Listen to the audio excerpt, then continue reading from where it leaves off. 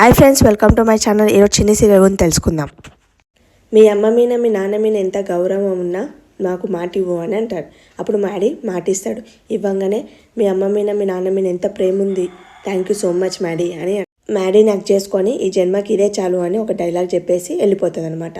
అబ్బాబో ఏం యాక్టింగ్ చేశావు అని మన లోకి అంటారు. ఈ సంవత్సరం ఉత్తమ నటి అవార్డు నీకే అని లోకి అంటారు. మన మధు చందు వారి ఇంటికి వస్తుంది. ఈ పిల్లేంటి మళ్ళీ మళ్ళీ మా ఇంటికి వస్తుంది, మాస్టారు బాగున్నారా, ఏంటమ్మా ఇలా వచ్చావు అంటే మా ఫ్రెండ్ని కలవనికి వచ్చాను, అలాగే మిమ్మల్ని చూసి వెళ్దామని అంటే మమ్మల్ని చూసి వెళ్తానంటున్నది ఏంటి, మా పిల్లాన్ని నయలేస్తుందా ఏంటి అని అంటే మా అబ్బాయికి మంచి మంచి సంబంధాలు వస్తున్నాయమ్మా, ఇవన్నీ ఎందుకమ్మా ఇప్పుడు అని అంటే చెప్పాలి కదరా అని అంటది.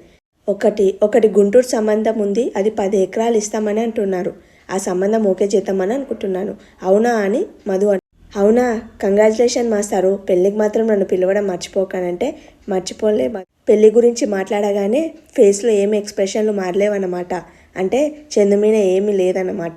మీరు వంటలు బాగా చేస్తారంట కదా ఆంటీ అని చందు చెప్పాడు అని అంటే ఇట్లా చూస్తారు. అంటే చంద్రశేఖర్ చెప్పారు అని అంటే ఏం లేదు మధు, చందు అనే పిలువు, ఇంట్లో అందరు చందు అనే పిలుస్తారు కదా అని అంటే సరే థ్యాంక్ యూ అని అంటారు. లోహితో ఆంటీతో మాట్లాడితే ఏదో పోగొట్టుకున్నది దొరికినట్లు అనిపిస్తుంది. చిన్న విషయానికి ఎంత సంతోషపడుతుంది చూడన్నాం.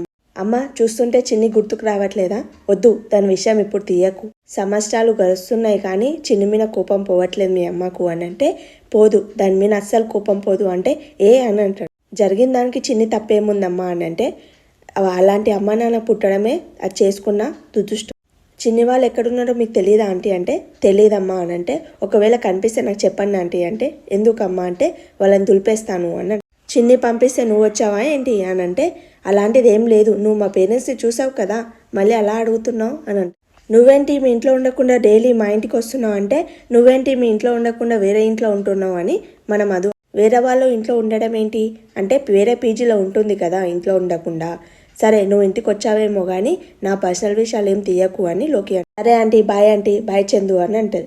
అంటే నువ్వేంటి అది చందు అంటుంది అని అంటే స్టూడెంట్కి అంత చనువు ఇవ్వద్దు, నువ్వేంటి రోజు ఇంటికి వస్తున్నావు రావద్దంటావా, వెళ్ళిపోతానులే, లోయి వాడు ఏదో జోక్గా అంటే నువ్వు సీరియస్గా తీసుకుంటున్నావే, ఒకసారి నేను చూడాలనిపించిందమ్మా అందుకనే వచ్చాను, దానికి తప్పంటాడేంటి అంటే నీకు ఎగ్జామ్స్ దగ్గర వస్తున్నాయి కదా చదువుకోకుండా ఇలా రావడం ఏంటి అని అంటే సరేలే చదువుకుంటా. రౌడీ దేవకు కాల్ చేసి ఆ బాలరాజుని అక్కడ నుంచి తప్పించడం మంచి పని అయింది సార్, ఆ హాఫ్ టికెట్ వచ్చి మొత్తం చెక్ చేశాడు సార్ అని అంటే అవునరా హాఫ్ టికెట్ చాలా హుషారోడు వాడు ఎలాగైనా వస్తాడని నాకు తెలుసు, అందుకనే అక్కడ నుంచి పంపించాను అని చెప్తాడు.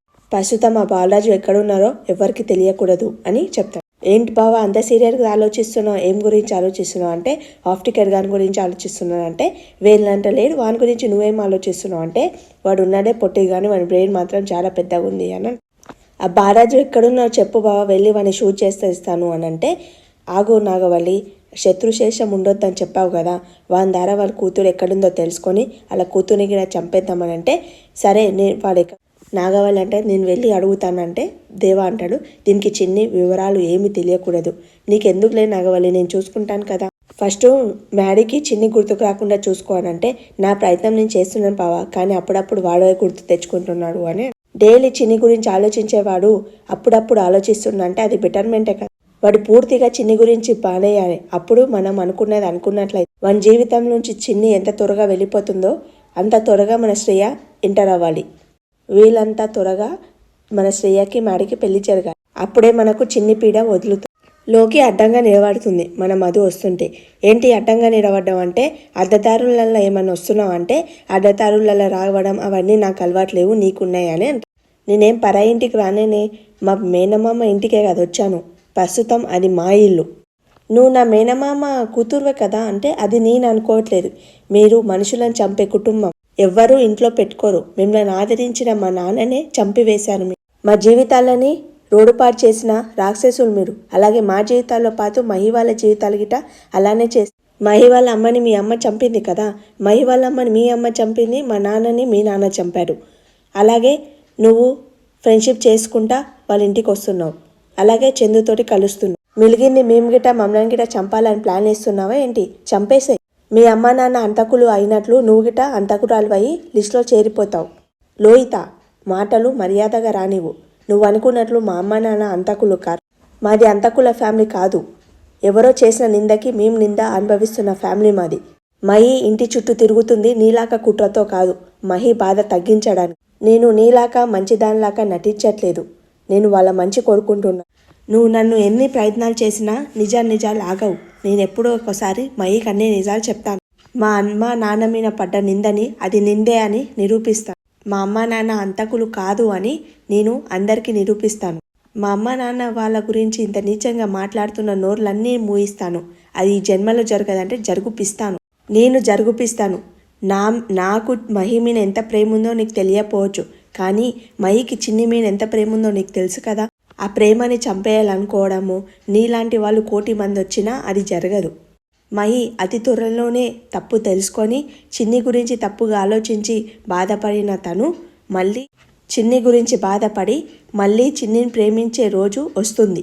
నేనే చిన్ని అని అప్పుడు నేనే చిన్ని అని కూడా తెలుసుకుంటాడు మ్యాడీ.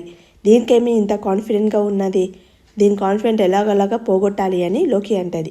మ్యాడీ పనుకుంటాడు అనమాట. పనుకుంటే అందరు డోర్స్ కొడతారు. కొట్టగానే మ్యాడీ వస్తాడు. హ్యాపీ బర్త్డే మ్యాడీ అని అందరు సర్ప్రైజ్ చేస్తారనమాట. సర్ప్రైజ్ చేసి అందరు కాళ్ళు మొక్కుతాడు. మొక్కిన తర్వాత మ్యాడీ నువ్వు అమెరికాకి వెళ్ళి వచ్చిన ఫస్ట్ బర్త్డే కదా, గ్రాండ్గా చేయాలనుకుంటున్నాం, ప్లీజ్ ఒప్పుకోవా అని అంటే సరే మమ్మీ ఒప్పుకుంటాను అని. బాబు నీకోసం నీ ఫ్రెండ్స్ వచ్చారు. ఫ్రెండ్సా? నీ బర్త్డే కదా విష్ చేయడానికి వచ్చారేమో వెళ్ళు అని దేవా అంటాడు. అంటే మధు ఏమైనా వచ్చిందా? అది ఈ టైంలో వస్తుందా? దాని సంగతి మీకు తెలియదా? మన మధు ఇంకా వాళ్ళ ఫ్రెండ్స్ అందరు కలిసి సర్ప్రైజ్ ఇస్తారనమాట. ఇచ్చేసి మ్యాడీకి హ్యాపీ బర్త్డే విషెస్ చెప్తారు. తర్వాత మన లోకి అంటే చూసారా నేరుగా కేక్ తీసుకొని వచ్చింది అన్న. కేక్ కట్ చేయించి మధుకు ఫస్ట్ పెడతారు. తర్వాత మధు పెడుతుంది. నాగవల్లి చూసి షాక్ అవుతారనమాట. మీరు వస్తారని ఇలా కేక్ కట్ చేయిస్తారని నేను అస్సలు ఊహించలేదు. నీ బర్త్డే అని తెలిసినా రాకుండా ఎలా ఉంటాం? యాక్చువల్లీ నీ బర్త్డే అని మాకు గుర్తులేదు మ్యాడీ, మదే గుర్తు చేసి ఇలా ప్లాన్ చేసింది, సర్ప్రైజ్ ప్లాన్. దీనికి ఒక సాలిడ్ వార్నింగ్ ఇస్తే కానీ మ్యాడీకి దూరం ఉండదు అని మన నాగవల్లి. మధుకి వార్నింగ్ ఇవ్వడానికే నాగవల్లి వచ్చి మ్యాడీని మీ డాడీ పిలుస్తున్నారు వెళ్ళు అని చెప్తాడు. వెళ్తాడనమాట. మమ్మీ రేపు పార్టీ కదా, మా ఫ్రెండ్స్ని పిలవచ్చా అంటే దానికి నా పర్మిషన్ ఏంటి అని అంటే లేదు మమ్మీ చెప్పండి అని అంటే సరే పిలువు అని అంటాడు. యాక్చువల్లీ నేను పైనుంచి కిందికి వచ్చింది వాళ్ళకు రేపు పార్టీకి రమ్మని చెప్పడానికే వచ్చాను అని నువ్వు వెళ్ళు, నేను ఇన్వైట్ చేసుకొని వస్తాను అని చెప్తుంది.